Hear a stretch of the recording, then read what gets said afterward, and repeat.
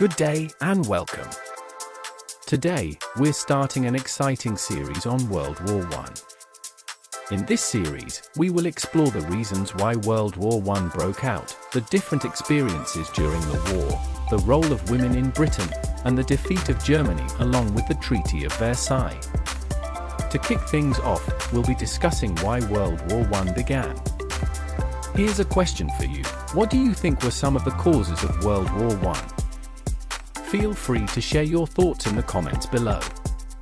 At the end of this video, we'll also have some thought-provoking questions to test your understanding, so challenge yourself and see how well you've understood the topic. It's a great way to boost your confidence. For more discussions on this topic, please check the links in the description. Don't forget to like and subscribe so you don't miss our weekly uploads. Let's get started. There have been two world wars in history. The First World War involved most of the world's great powers, which were split into two opposing alliances, the Allied powers and the Central powers. In the First World War, Britain, France, Italy, and Russia, known as the Allies, fought against German, Austria-Hungary and Turkey, known as the Central powers. The colonies of both the Central powers and the Allies took part in the war. This means that it was not just a European war but a world war. World War I, often termed the Great War, was a profound conflict that reshaped the world. It started on the 28th of July, 1914, and both sides believed that the war would only last a few months, but it ended on the 11th of November, 1918. Near the end of the war in 1917, Russia had a revolution that ended the reign of the Russian Tsar Nicholas II and Russia's involvement in the war. Tsar, also spelled Czar, is a Russian word for king or emperor. It was the title used by the rulers of Russia from the 16th century until the Russian Revolution in 1917. America entered the war in April 1917 and helped the Allies to win the war.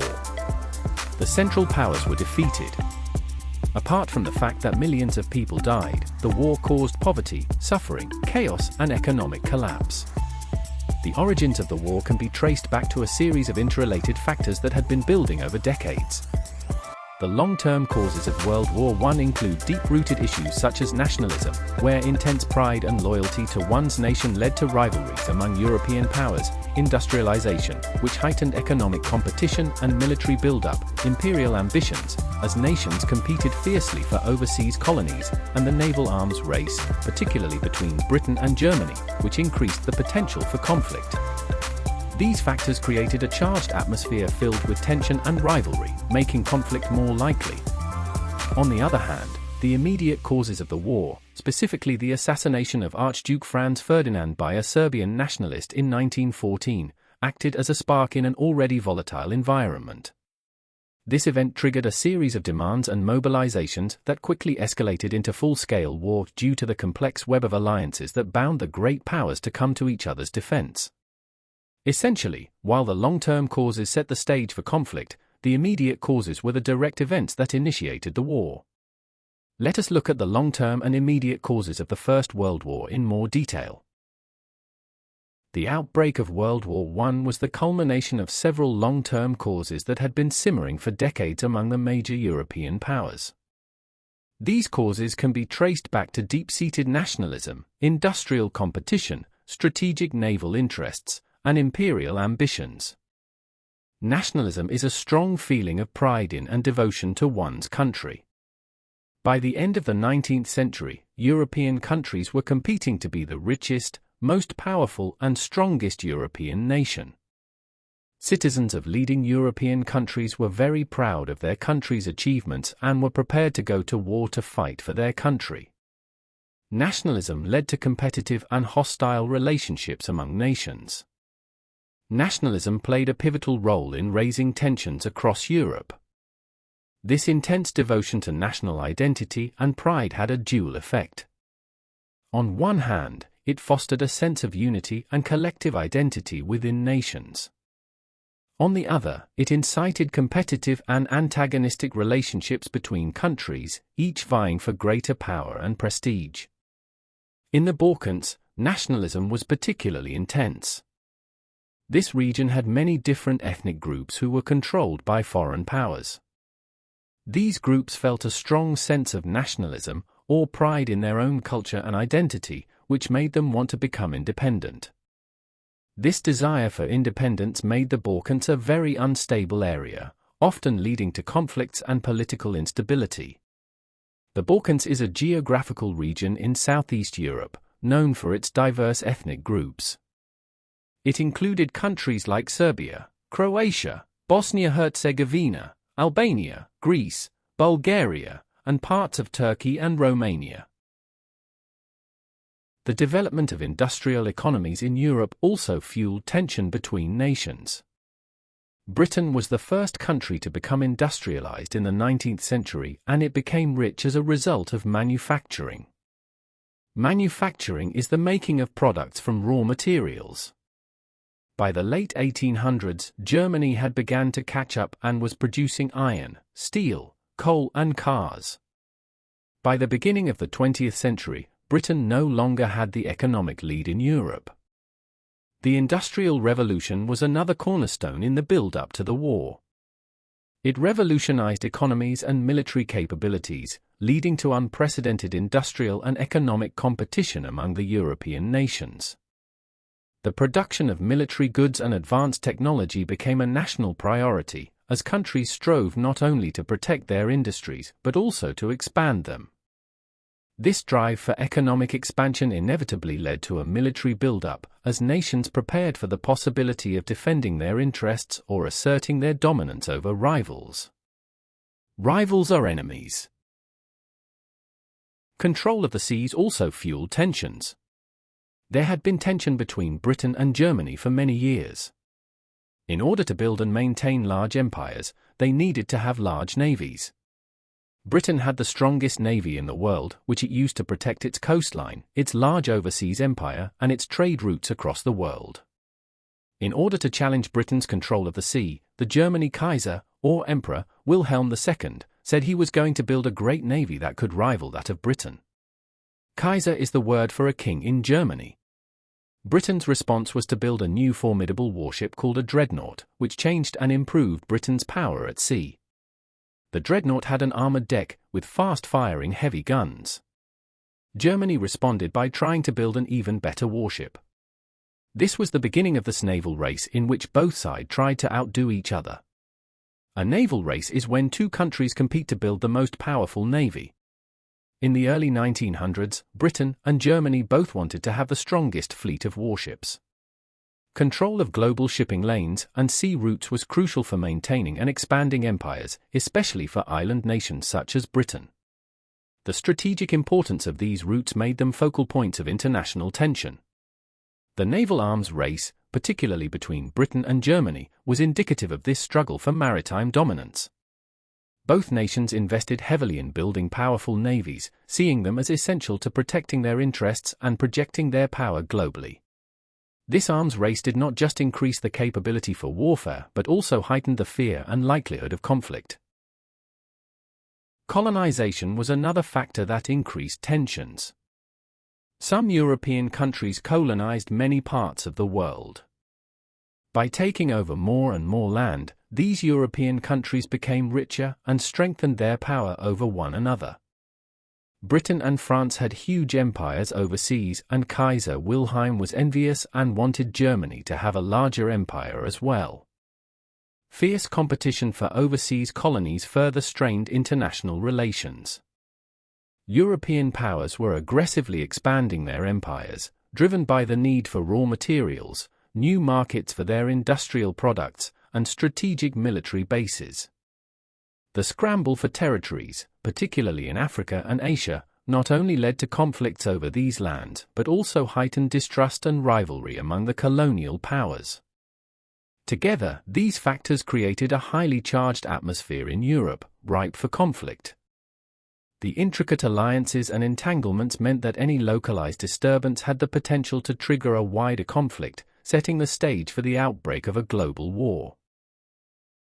Besides the long-term causes, there were also immediate causes of World War I. These immediate causes are deeply rooted in the tensions in the Balkans and the assassination of Archduke of Austria, Franz Ferdinand at Sarajevo. An assassination is when someone deliberately kills a prominent person, often for political reasons. These events directly sparked the outbreak of the conflict, highlighting the volatile nature of international relations at the time.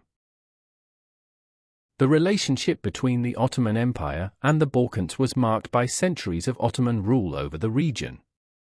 The Ottoman Empire, which was a powerful empire based in modern-day Turkey, controlled much of the Balkans from the 14th century until the late 19th and early 20th centuries.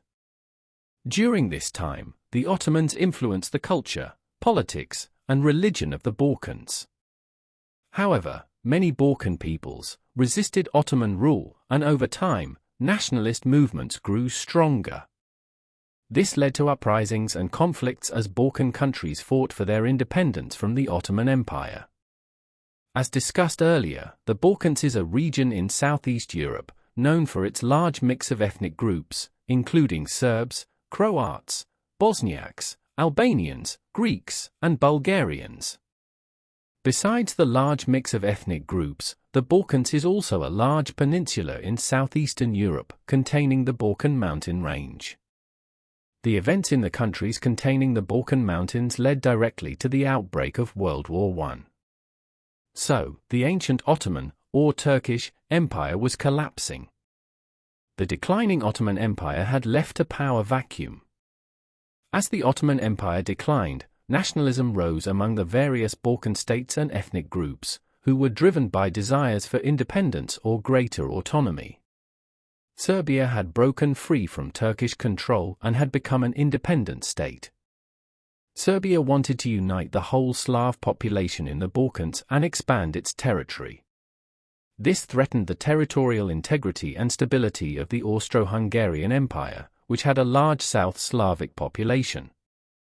Austria-Hungary feared that this nationalism could destabilize its multi-ethnic empire, which included Slavic populations, and reduce its influence in the region. A Slav is a person from Eastern Europe who speaks a Slavonic language. Austria wanted to take control of Serbia to ensure that it did not become too powerful in Eastern Europe. Austria decided that they would have to go to war with Serbia to destroy Serbia's independence, but they needed an excuse to attack. Austria was a large European empire ruled by the Habsburg royal family. The ruler of the Austrian Empire at the beginning of the 20th century was the Emperor Franz Joseph. The emperor's son had died, so his nephew, Archduke Franz Ferdinand, became the heir to the Austrian throne. So, the stage was set for the Austrian-Serbian confrontation. On the 28th of June, 1914, Franz Ferdinand was sent to Bosnia to inspect Austrian troops in Sarajevo, the capital of Bosnia. Many Bosnians supported the idea of Slavic unity and supported Serbia's ideas and wanted to break away from Austrian rule. Many Serbs in Bosnia were prepared to fight and die to help Bosnia break free from Austria. One such Serb was Gavrilo Princip, who was a member of a group called the Black Hand. They wanted to drive the Austrians from the Balkans. On the morning of the 28th of June, 1914, Franz Ferdinand and his wife, the Archduchess Sophie, arrived in Sarajevo by train. They were taken by car to the city hall for the official reception. The car's top was rolled down so that the crowds could get a good view of the royal couple. On the way, a member of the Black Hand threw a hand grenade at the Archduke's car, but it exploded under the car behind the Archduke's car. 2 of the occupants were badly wounded. The Archduke's driver quickly drove to the city hall. Princip had attended the procession with the intention of assassinating Franz Ferdinand. When Franz Ferdinand and Sophie left the city hall, Princip was waiting nervously with a gun in his pocket. As the royal couple drove past him, Princip shot them both. Sophie was shot in the stomach and Franz Ferdinand was shot in the neck. He was heard begging Sophie not to die. Both Sophie and Franz Ferdinand were alive when they reached the hospital, but died shortly afterwards. The assassination of Archduke Franz Ferdinand, heir to the Austrian throne, on June 28, 1914, in Sarajevo, served as the immediate spark for World War I. The assassination was more than a tragic event, it was a direct challenge to Austria's authority and prestige. In response, Austria issued an ultimatum to Serbia, containing demands that were almost impossible to fully accept. An ultimatum is a final demand or statement, where refusal can lead to serious consequences, like war. When Serbia failed to meet all the conditions of the ultimatum, Austria declared war on Serbia on July 28, 1914. This declaration triggered a series of events among the countries in Europe, because many had agreements to help each other in case of conflict. These alliances meant that when one country went to war, its allies quickly joined, leading to a much larger conflict. Before the outbreak of World War I, countries had defense treaties with each other. A treaty was an agreement between countries to support each other. The Allies, Britain, France, and Russia, and the Central Powers, Germany, Austria, and the Ottoman Empire, each had treaties with their friends. These treaties meant that if one country was attacked, the others had to help. There were two main treaties, one between Britain, France, and Russia called the Triple Entente, and one between Germany and Austria-Hungary called the Central Powers. This is why when one country went to war, many others joined in quickly, leading to a much bigger conflict. The assassination of the Archduke and his wife gave Austria the excuse they needed to destroy Serbia, whom they blamed for the murder. The following countries then joined in and the war spread. Russia decided to support Serbia. France had a military alliance, or agreement, with Russia to fight together if there was a war. France joined on Russia and Serbia's side. Germany sided with Austria as they had previously promised to do. Germany wanted to knock France out of the war early so that they could focus on fighting Russia. German troops invaded neutral Belgium on their way to attack France. Belgium was a friend of Britain and too close to Britain for their comfort. On the 4th of August, 1914, Britain declared war on Germany and Austria and sided with France and Russia. Italy joined the war on the side of the Allies in 1915 after being promised German land in Africa if the Allies won. Turkey joined the war on the side of Germany and Austria. The Allied powers were initially composed of France, the United Kingdom, Russia, and later joined by Italy in 1915 and the United States in 1917, among others. The United States entered the war in April 1917 and helped Britain and its allies win the war. The Central Powers included Germany, Austria, the Ottoman Empire, and initially Italy, but Italy switched sides in 1915. The Ottoman Empire is another name for the country of Turkey at the height of its power when it controlled other countries. Germany and her allies were defeated. Before the end of the war in 1917, Russia withdrew from the war. But why did Russia withdraw from the war? Well, despite its large size, Russia was the weakest in military terms. By 1917, over 2 million Russians had been killed and millions more had died from starvation. The Russian winters were severe and people froze to death as they could not get food or fuel. The Russian emperor, or the Tsar, was Nicholas II and he was overthrown in March 1917. He was replaced by a democratic government who decided to continue in the war.